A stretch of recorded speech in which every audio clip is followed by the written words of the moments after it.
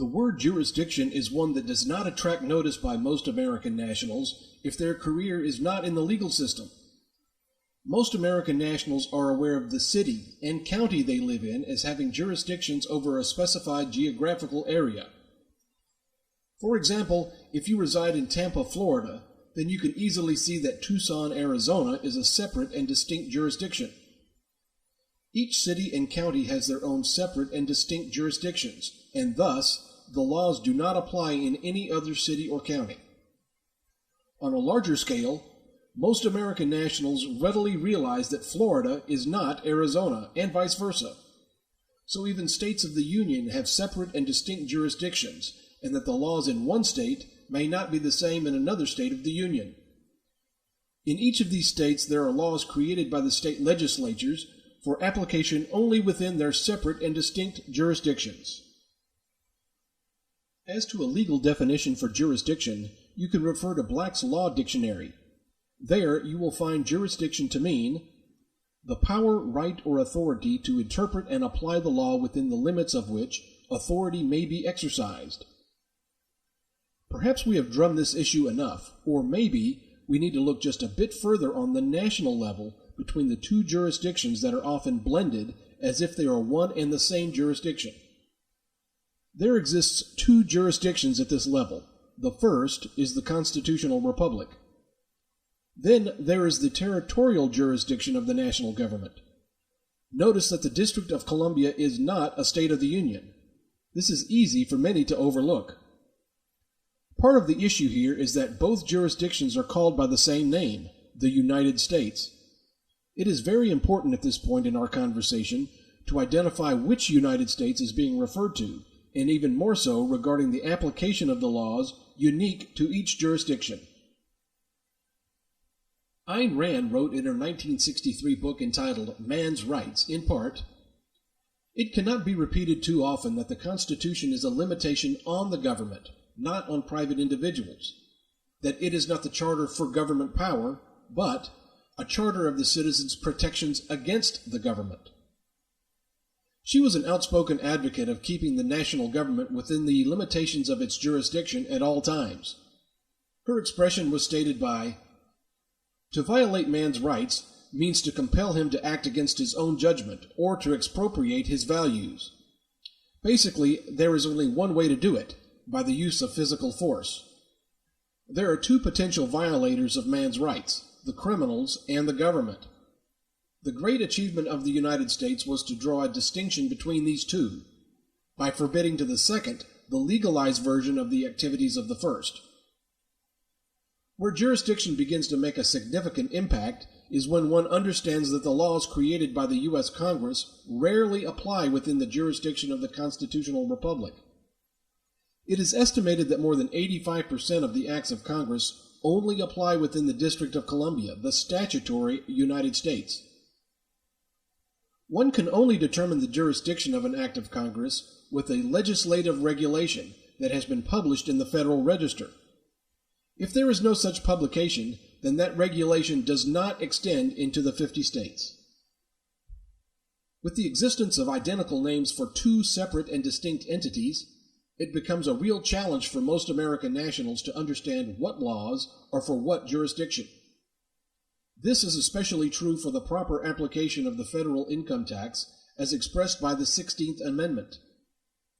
One must stay focused and not be distracted by the generic expression of the United States when one is considering the statutory laws published within the Internal Revenue Code. There is only one jurisdiction for the proper application of the 16th Amendment. The federal income tax is only applicable within the territorial jurisdiction of the District of Columbia. Keep in mind that the Constitution is not law within D.C. It has no legal basis for being applicable within the territorial jurisdiction of the United States. The 16th Amendment is not applicable as written within the constitutional republic, the United States, because the 16th Amendment omitted and excluded any reference to the rule of apportionment based on the census and enumeration. It is correctly stated that the target audience for the application of the federal income tax is toward those who are U.S. taxpayers, as established by the U.S. Congress. all U.S. taxpayers have a direct nexus with the territorial jurisdiction of the national government, i.e., the District of Columbia.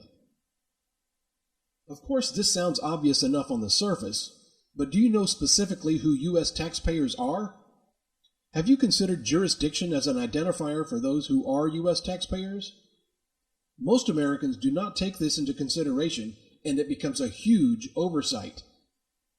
If you're an employer, you may have some employees who have challenged your understanding, and you've probably dismissed those challenges. Admittedly, most people rarely think about these questions because convention is simpler to accept. Everyone learns by a multitude of influences on them, such as educational institutions, family members, lawyers, conversations with friends, reading about the law, and so on. We'll take a closer look at those who are U.S. taxpayers, and then address the matter of jurisdiction, because they are definitely linked in the federal tax law. A taxpayer is defined at 26 U.S.C. section 7701 A14 to mean any person subject to any internal revenue tax. Perhaps you noted that definition does not tell the full story. Those who are identified as U.S. taxpayers within the special laws contained in 26 U.S.C. and 26 CFR fall under 6 categories. 1. Those who elect to work for the national government in one of its public offices. They derive their income from that statutory trade or business. They receive income from the performance of the functions of that public office. This fact was established by the legislative intent of the 16th Amendment to the U.S. Constitution. This is an area that we will address in more detail as it pertains to understanding the jurisdiction for the application of the federal territorial income tax. 2. Those who are identified as a statutory U.S. person. Most of the identified statutory U.S. persons are legal fictions, such as domestic partnerships, domestic corporations, estates, and trusts within stated parameters.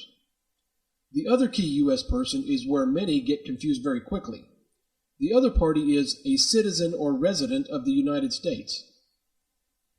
A U.S. citizen, as referenced by the subsection addressing U.S. persons, is not defined in 26 U.S.C. or 26 CFR. We therefore must look elsewhere to understand the definition of this term, as so many Americans simply assume it addresses them. A U.S. citizen is defined at 8 U.S.C. section 1401A as a person born in the United States and subject to the jurisdiction thereof. You must notice that there are 2 segments in this definition that have to be considered. First, the person must be born in the United States. Second, the person must be subject to the jurisdiction of the United States. Both of these features must coexist together to meet this definition. Note the reference to the word jurisdiction and the reference to a United States that makes a person subject to it. From your past reading of the U.S. Constitution, you may remember that American nationals are not subject to the national government, as is stated in 8 U.S.C. section 1401A. If they were, then the Constitution could not exist as it is currently written. The Founding Fathers knew that for freedom to exist, the people must be superior to the national government and kept separate from it. Thus, American nationals are not subject to the jurisdiction of the statutory United States, the District of Columbia, unless they choose to work for it as a federal employee, officer, or elected official. Think about that statement for a minute. How can American nationals be subject to the jurisdiction of the statutory United States, the District of Columbia, by private sector employment within the constitutional republic, and yet not be subject to the national government when there is no connection to that government? Here we begin to see that there must be 2 different and distinct jurisdictions, one being the constitutional republic, comprising the 50 states, and 2, the other being the monarchical territory that includes D.C. and U.S. territories like Puerto Rico, Guam, and the U.S. Virgin Islands. As we have stated, both of these jurisdictions are called the United States, yet both have very different meanings in relation to laws that exist in each of the 2 jurisdictions. This is more readily understood when you think about the requirement placed upon the agencies or bureaus of the national government to publish laws created by the U.S. Congress within the Federal Register in the form of an implementing regulation before they apply to the states of the Union.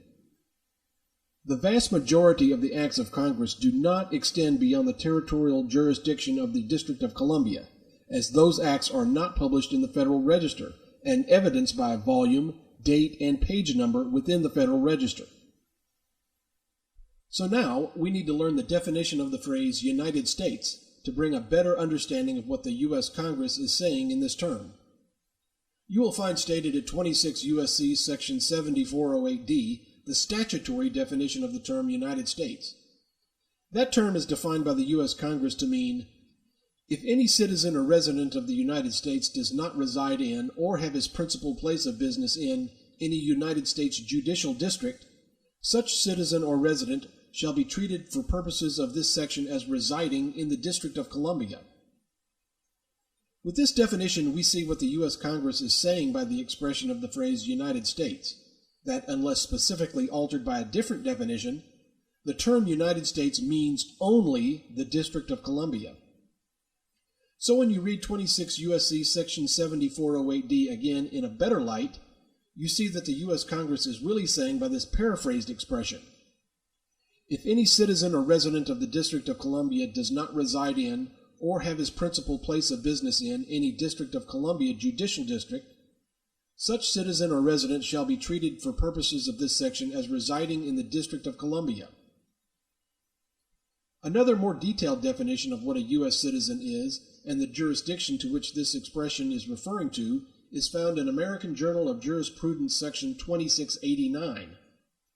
The heading is, Who is born in the United States and subject to United States jurisdiction.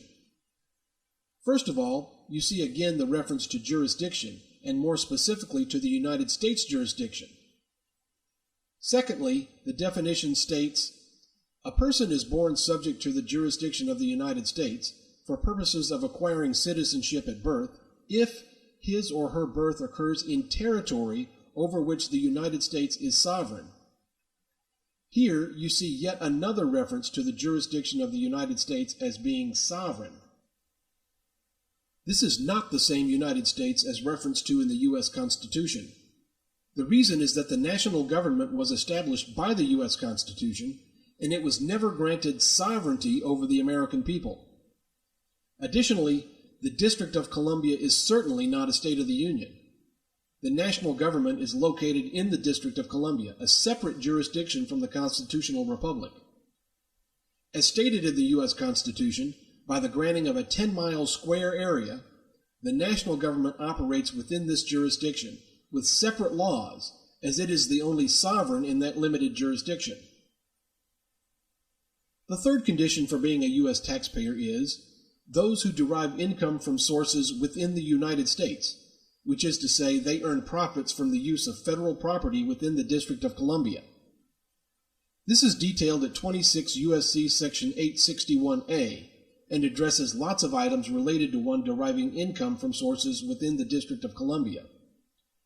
Incomes derived from the various sources are, in part, interest from the national government, dividends, certain personal services, rentals and royalties, and so on.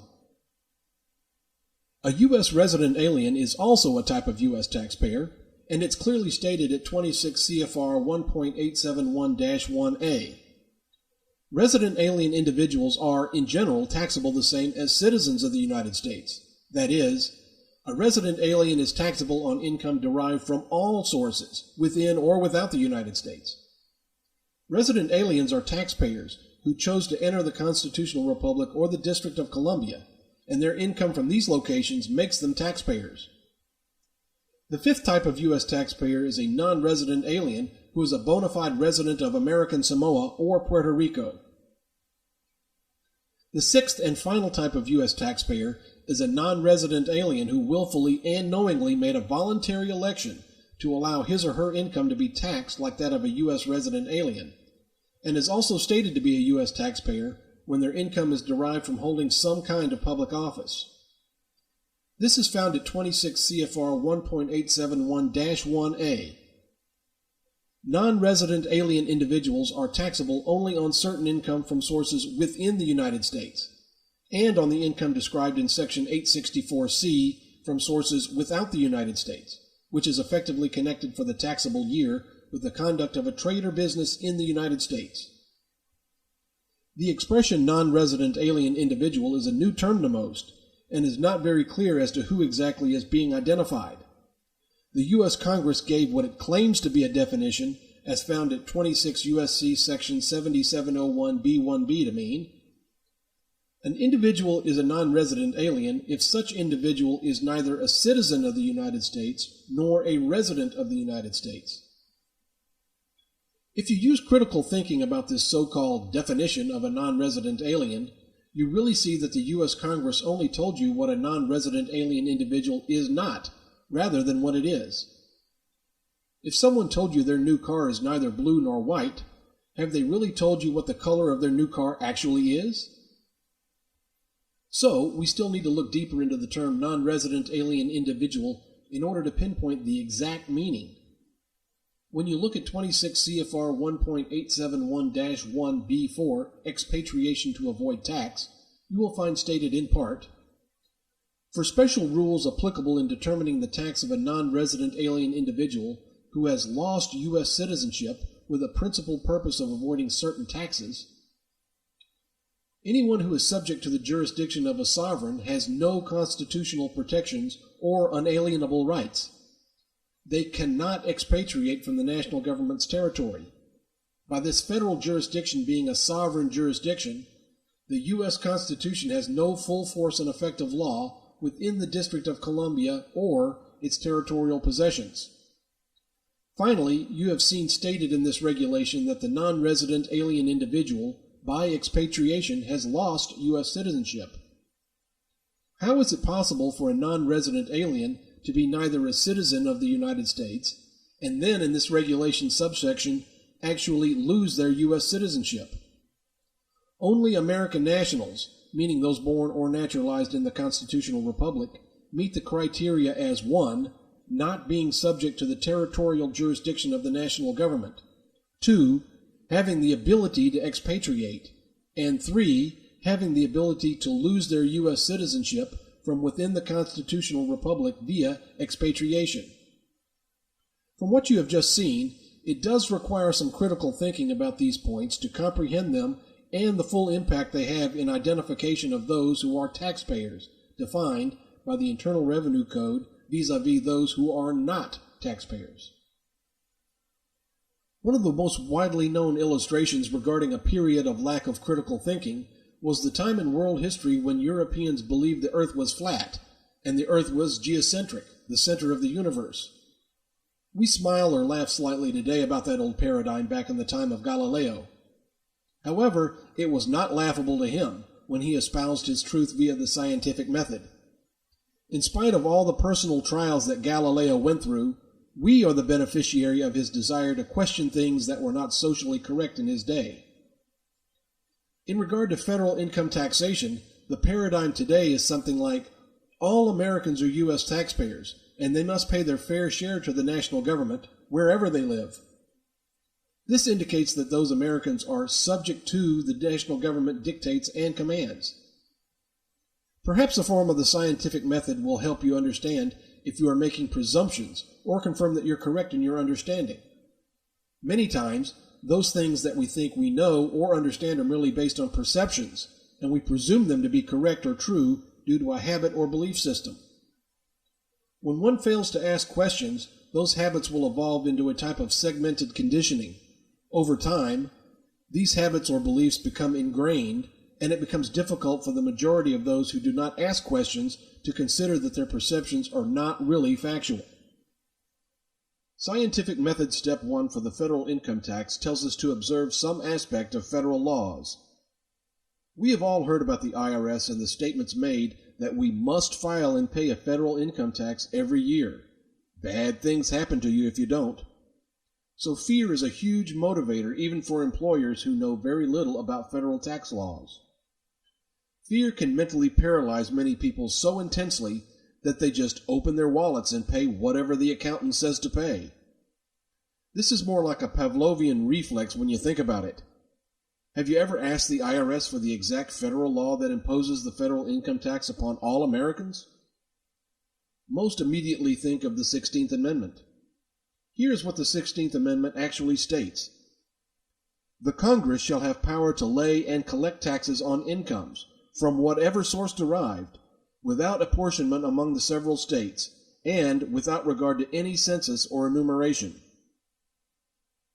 One aspect of the 16th Amendment is the lack of understanding about the section that states, without apportionment among the several states, and without regard to any census or enumeration.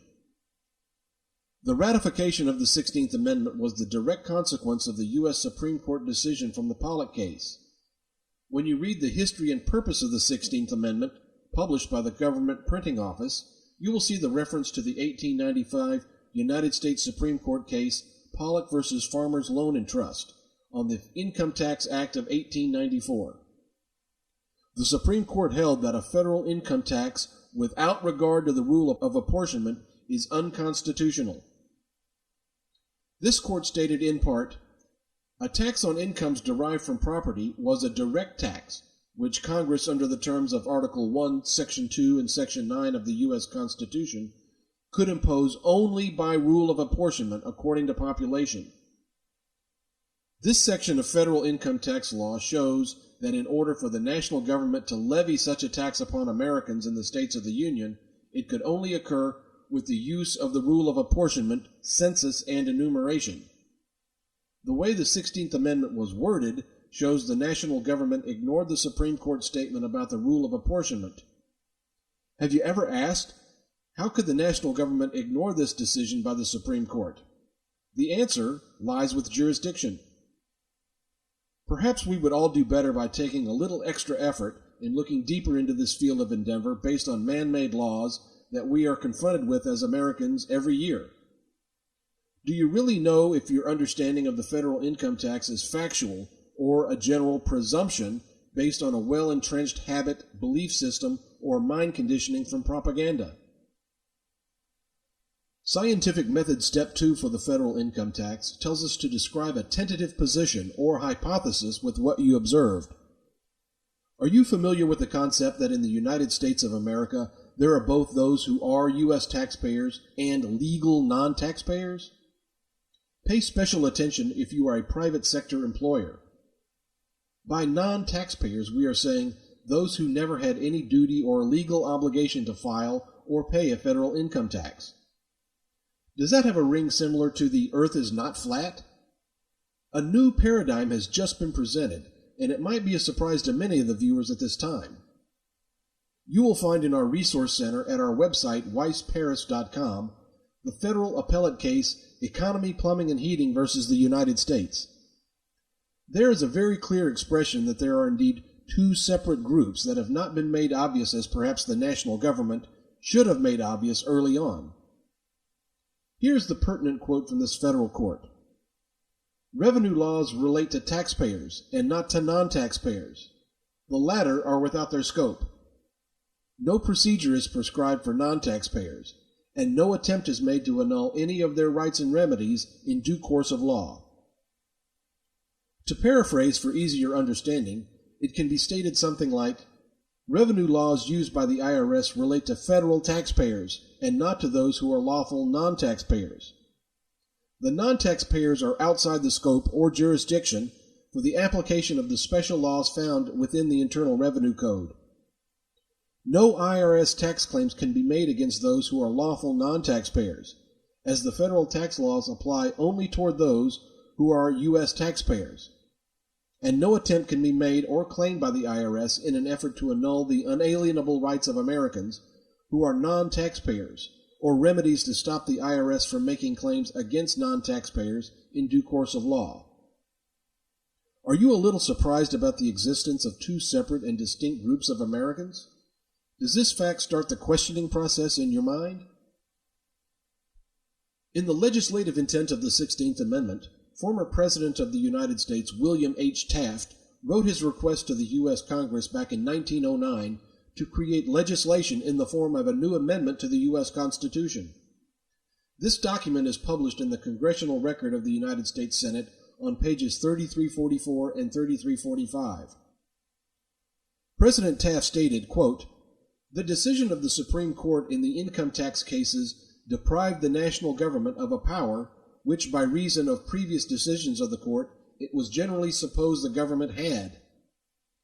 President Taft stated to the U.S. Congress, after admitting that the national government was deprived of any power to impose the federal income tax upon Americans in the states of the Union, his request, which stated, quote, "I therefore recommend to the Congress that both houses, by a 2/3 vote, shall propose an amendment to the Constitution, conferring the power to levy an income tax upon the national government, without apportionment, among the states in proportion to population." Thus, you see that the national government was, 1, deprived of any power to impose a federal income tax upon Americans working in the private sector within the states of the Union, and 2, was able to levy the federal income tax upon itself, meaning those who worked for it as federal employees, officers, and elected officials of the national government and the District of Columbia. Most importantly, you see that Taft also stated in the case of Pollock versus Farmers Loan and Trust Company was held by the Supreme Court to be a direct tax, and therefore not within the power of the federal government to impose unless apportioned among the several states according to population. Following the reading of the 16th Amendment, you see clearly that the national government purposely omitted any reference to the rule of apportionment. Therefore, the only jurisdiction in which this amendment is applicable is that of the national government's territorial jurisdiction. Do you still think that Americans who don't pay the federal income tax are all tax cheats, tax protesters, tax evaders, and so on? Hopefully, your new awareness of the impact of jurisdiction, the rule of apportionment requirement upon the national government, the purposeful avoidance of that constitutional requirement, and the fact that the national government is still deprived of any attempt to impose the federal income tax upon American nationals living in the constitutional republic and working in the private sector. This will allow a paradigm shift to now take place in your critical thinking about this information. All American nationals are not tax cheats, tax protesters, tax evaders, etc., when in fact the federal income tax was never within the power of the national government to impose in the first place as it was written. There are those who are lawful U.S. taxpayers, and these are the proper parties to be levied with that burden. As you can now ascertain, such income tax laws are not applicable toward those American nationals referred to by the U.S. Congress as non-resident alien individuals who are not identified as U.S. taxpayers. A taxpayer is defined in the IRC at subsection 7701A14 to mean any person subject to any internal revenue tax. So, U.S. taxpayers are indeed subject to any internal revenue tax. Here is a simplified list of U.S. taxpayers declared in the Internal Revenue Code.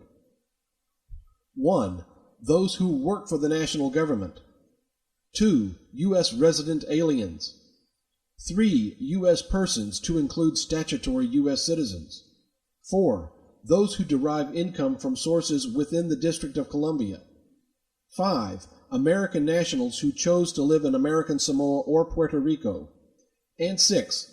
American nationals who have willfully and knowingly chosen to permit the national government to tax their earnings as if they were U.S. resident aliens. Do any of these types of U.S. taxpayers describe you? For those who are private sector employers, does this describe those who work for you? If not, then how can you be one subject to the jurisdiction of the national government and be made liable for the federal income tax? Mark Twain had a great way of expressing his thoughts. One in particular was this statement: "It is not what you don't know that gets you in trouble. It is what you know for sure that just is not so." Scientific Method Step 3 for the federal income tax tells us to use the hypothesis to make predictions. As you have seen in the 16th Amendment, the authority to levy or impose the federal income tax can only be upon those who are properly identified as U.S. taxpayers.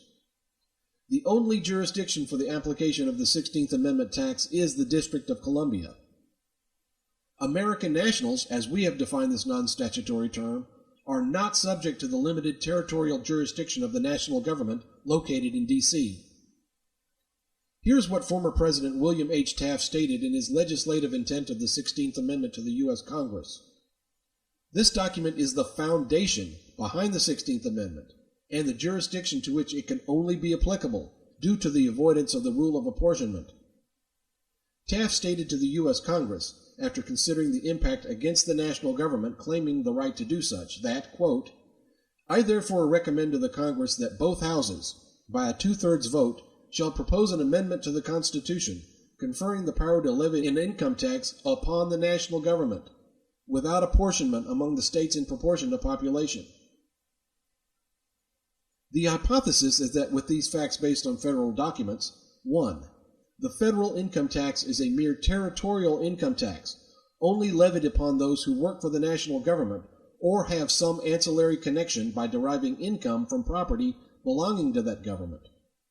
2. The national government uses identically spelled words like U.S. citizen and United States, which are common to most Americans but have specialized meaning when used by the national government. 3. Due to these differences in the law, there are in fact two distinct and separate jurisdictions that exist within the geographic map commonly referred to as the USA. And 4.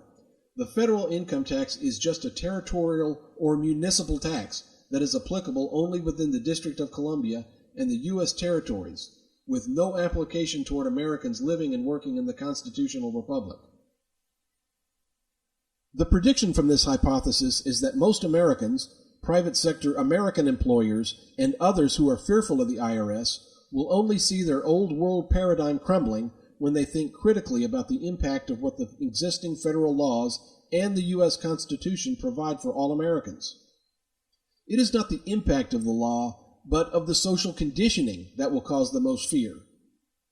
Just as this happened in the time of Galileo, people are still people. Americans and American employers will resist the change initially, and some will do this with anger and hatred of others who have the ability to change by their critical thinking ability after studying the law presented. With study of the laws presented, many more Americans and American employers will come to realize the truth presented by better understanding the differences between the existence of the two jurisdictions and the differences in laws that are applicable to each jurisdiction. At some point, enough Americans and American employers will realize that change is a part of life, and that they have not been told the truth by their government about the application of the federal income tax to only a singular jurisdiction. They will eventually realize that they have been deceived, or at least misled, by the obscure style of language the lawyers use to create lies of omission and lies of inference. When all this occurs, Americans and American employers will no longer participate in the federal territorial income tax scheme and will correct the misapplication made by those within the IRS and the national government. For those who are U.S. taxpayers, they will still have the obligation to file and pay that territorial income tax or risk becoming tax evaders and tax cheats. There is a process that the U.S. Congress established and published within the Internal Revenue Code to terminate the voluntary election that for many was established without their knowledge and full understanding when they filed their first Form 1040 federal income tax return. This was provided by the U.S. Congress due to the risk of it violating the 13th Amendment to the U.S. Constitution. Weiss and Associates has developed a revocation of election affidavit for those who wish to exercise their freedom to opt out of the U.S. tax club and not participate in the national government's franchise tax scheme. The statutes within the Internal Revenue Code, written by the U.S. Congress at subsection 3402N, outlines that private sector employers can stop all IRC Chapter 24 withholding of the federal income tax without concern from the IRS for those who have no such obligation imposed or levied.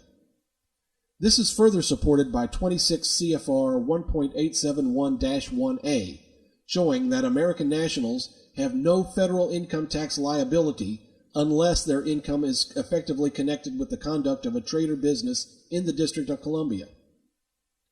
For employers who are saddled with an unnecessary burden to collect information and withhold a percentage of the worker's income, Weiss and Associates can provide you with federal laws which will prove you can not only free yourself of this obligation, but also provide the employee with his or her wage without income tax withholding under the Internal Revenue Code at Chapter 24. In conclusion, the federal income tax is lawful and is based on the 16th Amendment. However, when one understands the limitations placed against the national government via the Constitution by jurisdiction, the federal income tax is not lawfully imposed within the constitutional republic, nor toward those American nationals who work in the private sector. We know this as fact due to the omission or disregard of the requirement for the rule of apportionment being a constitutional requirement upon the national government as stated in Article 1, Section 2, and Section 9 of the U.S. Constitution.